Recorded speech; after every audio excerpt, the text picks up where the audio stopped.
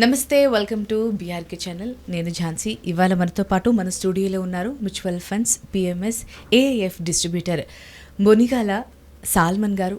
మరి సార్ని అడిగి మనకున్న డౌట్స్ని అయితే క్లియర్ చేసుకుందాం. నమస్కారం సార్. నమస్తే అమ్మా. సార్, ఈ మధ్యకాలంలో అంటే ఇప్పుడు జనరేషన్ పెరుగుతూ వెళ్ళిపోతుంది కాబట్టి మెల్లమెల్లగా తెలుస్తుంది సార్, ఇట్లా మనకు మ్యూచువల్ ఫండ్స్లో ఇన్వెస్ట్ చేయాలి, లేకపోతే స్టాక్లో ఇన్వెస్ట్ చేయాలి. అండ్ చాలామందికి తెలిసినా కూడా వాటి జోలికి వెళ్ళట్లేదు. ఎందుకు వచ్చిన రిస్క్ మనకు నాలెడ్జ్ లేదు కదా. ఒకవేళ ఎవరైనా అడ్వైజర్ని పెట్టుకున్నా మళ్ళీ వాళ్ళకి సపరేట్గా పే చేయాల్సి వస్తుంది. చాలా మటు అటు వెళ్ళకుండా మన రియల్ ఎస్టేట్ కానీ గోల్డ్ మీద కానీ ఇన్వెస్ట్ చేస్తూ ఉంటారు సార్.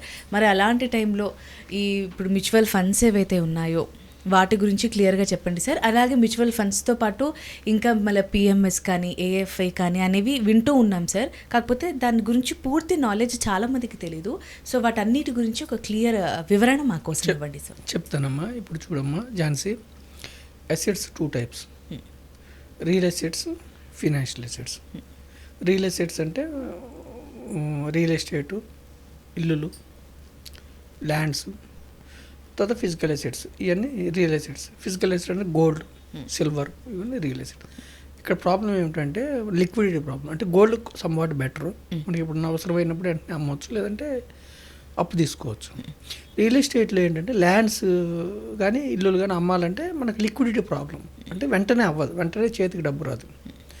గుడ్, మనకి భారతదేశంలో రియల్ ఎస్టేట్స్ని బాగా ఇష్టపడతారు. ఎవ్రీ మంత్ రెంట్ వచ్చినా కానీ, లేదంటే కమర్షియల్ రెంట్ వచ్చినా కానీ గుడ్, మనకి తృప్తినిస్తుంది రియల్ ఎస్టేట్స్. అయితే ప్రజలకి ఏంటంటే రియల్ ఎస్టేట్స్తో పాటు ఫినాన్షియల్ అసెట్స్ ఉండాలి ఎప్పుడు కూడా. ఫినాన్షియల్ అసెట్స్ వల్ల ఏమిటంటే లిక్విడిటీ, మనకి నీడ్ వచ్చినప్పుడు వెంటనే, ఇప్పుడు బ్యాంకులో ఎఫ్డి చేశారు, అది ఫినాన్షియల్ అసెట్టే. తర్వాత బాండ్స్ కొన్నారు, బాండ్స్ అంటే కంపెనీస్కి అప్పు ఇస్తారు, దానికి వడ్డీ ఇస్తారు, అది దాన్ని బాండ్స్ అంటారు. ఓకేమ్మా. డెట్ ఫండ్ ఆర్ బాండ్స్ అంటారు. మనం ఇప్పుడు ఇన్ఫోసిస్, టీసీఎస్ షేర్లు కొంటేనే అందులో ఓనర్స్ అవుతారు, వాళ్ళకి అప్పిస్తారు. పెద్ద పెద్ద కంపెనీస్ కూడా అప్పు తీసుకుంటారు. అంటే ఏ కంపెనీ అయినా 2 రకాలుగా డబ్బును సమీకరించుకుంటారు. ఒకటి షేర్స్ ద్వారా, 2 అప్పు తీసుకొని, అది బ్యాంక్స్ నుంచి కావచ్చు, మనలాంటి ఇండివిజువల్స్ లేదా ఇన్స్టిట్యూషన్స్ నుంచి.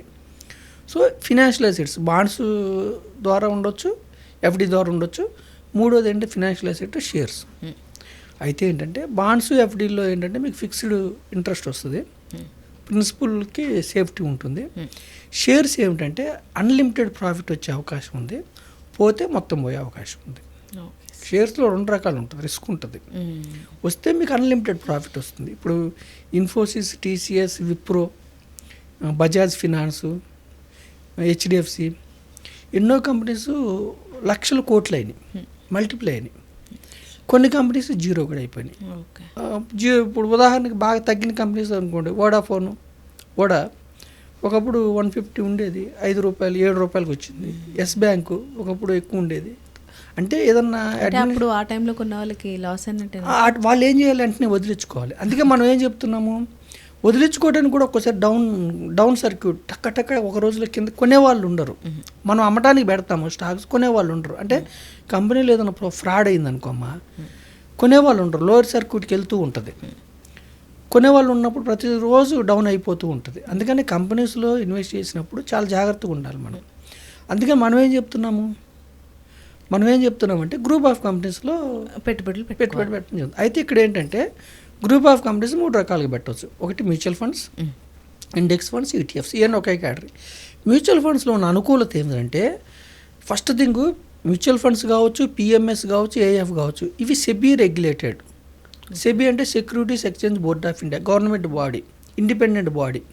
ఎలక్షన్ కమిషన్ ఎలాగో, ఆర్బీఐ ఎలాగో, ఫైనాన్షియల్ మార్కెట్స్కి సెబీ రెగ్యులేషన్. అంటే ఫ్రాడ్ లేదు, మన డబ్బులు తీసుకొని పారిపోవడానికి లేదు. మ్యూచువల్ ఫండ్స్ హైలీ రెగ్యులేటెడ్, అంటే చాలా స్ట్రిక్ట్ మ్యూచువల్ ఫండ్స్. ఎందుకు అంటే అందరూ మ్యూచువల్ ఫండ్స్లో ఎవరైనా ఇన్వెస్ట్ చేసుకోవచ్చు, మినిమం 100 రూపాయలతో కూడా స్టార్ట్ చేయొచ్చు. కాబట్టి మీ డబ్బు తీసుకొని పారిపోవడానికి మ్యూచువల్ ఫండ్ సంస్థలకి ఎవరికీ అధికారం లేదు.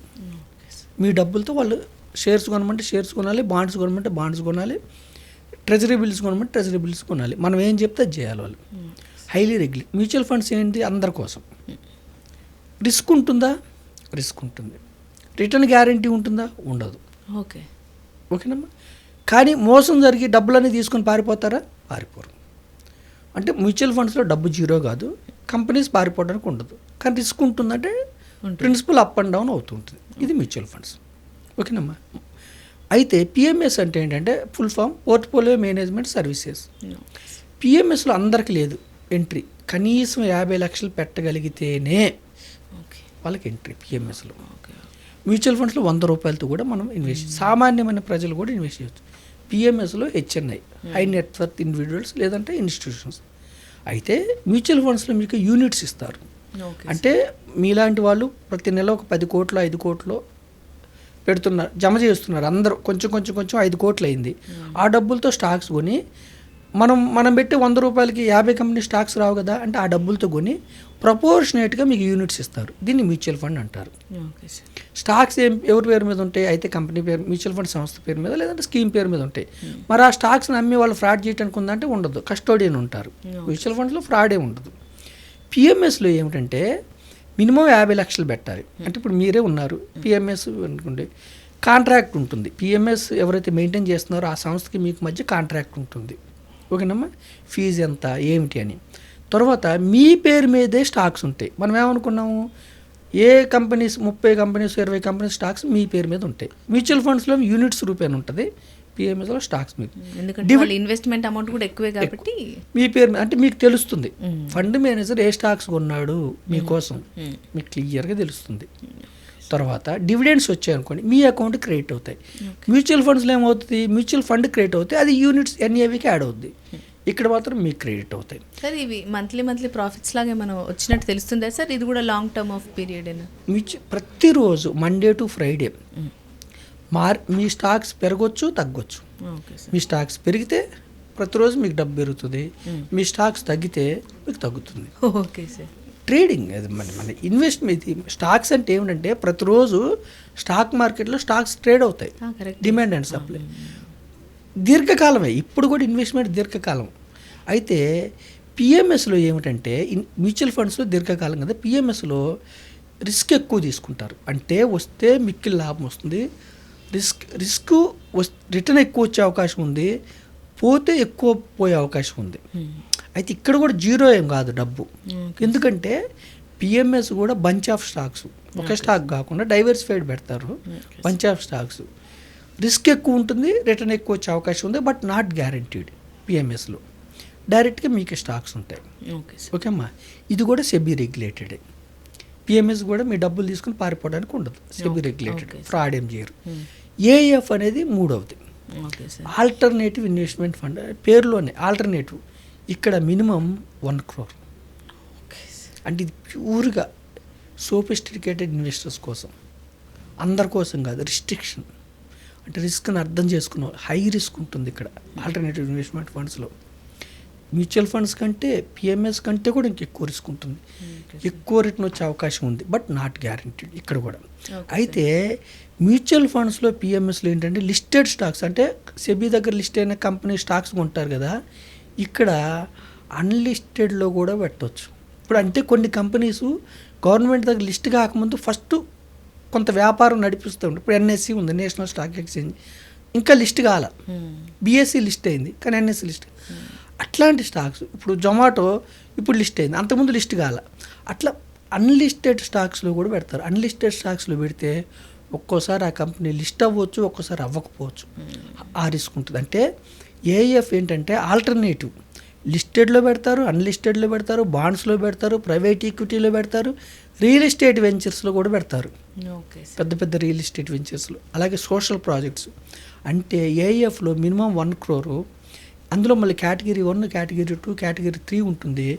కేటగిరీ 3లో ఏమిటంటే ఏఎఫ్లో ఇన్వెస్టరు లేదంటే ఇన్స్టిట్యూషన్స్ వాళ్ళకు వచ్చిన డబ్బులో నుంచి ట్యాక్స్ కట్టకుండా ఫండ్ లెవెల్లోనే ట్యాక్స్ కడతారు.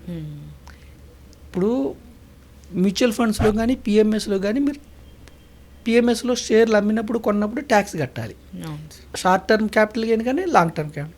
మ్యూచువల్ ఫండ్స్లో ఏంటంటే మనం రిడీమ్ చేసినప్పుడు కట్టాలి, ఫండ్ మేనేజర్ అమ్మినప్పుడు కొన్నప్పుడు వాళ్ళు కట్టే పని లేదు. ఏఎఫ్లో ఏమిటంటే ఫండ్ లెవెల్లో కడతారు కాబట్టి 1 కోటి పెట్టారు, ఒక 2 ఇయర్స్కి 1,30,00,000 1,20,00,000 లేదా 1,40,000 ఎంతన్నా రానివ్వండి, ట్యాక్స్ కట్టకుండా ఫండ్ లెవెల్లో ముందే కట్టేసి ఉంటారు.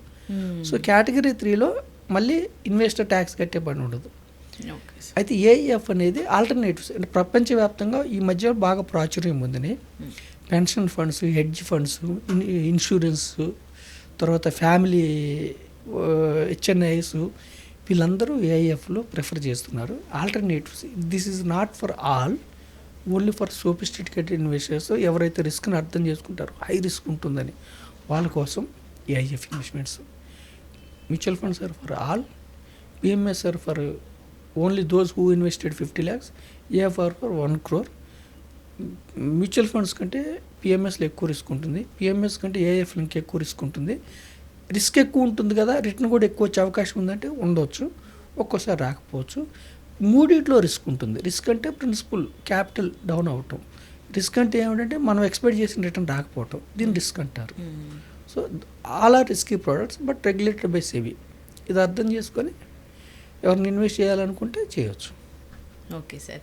మ్యూచువల్ ఫండ్స్కి అలాగే పిఎంఎస్. ఇంకొకటి ఏమిటంటే అమ్మా, ఏఐఎఫ్లో మళ్ళీ షేర్లు కాదు, యూనిట్స్ వస్తాయి. ఓకే. మ్యూచువల్ ఫండ్లో యూనిట్స్ ఇస్తారు, ఓకే. ఏఐఎఫ్లో కూడా యూనిట్సే, పిఎంఎస్లో మాత్రం స్టాక్స్ ఇస్తారు. Okay sir. Okay sir. Mutual ఫండ్స్కి, పిఎంఎస్కి అలాగే ఏఐఎఫ్కి డిఫరెన్స్ చెప్పారు. ఎలా ఇన్వెస్ట్ చేస్తే బాగుంటుంది, అసలు ప్రాఫిట్స్ ఏంటి, రిస్క్ బేసిస్ ఏంటి అనే వాటి గురించి చాలా క్లియర్గా ఎక్స్ప్లెనేషన్ ఇచ్చారు sir. Thank you so much. Thank you.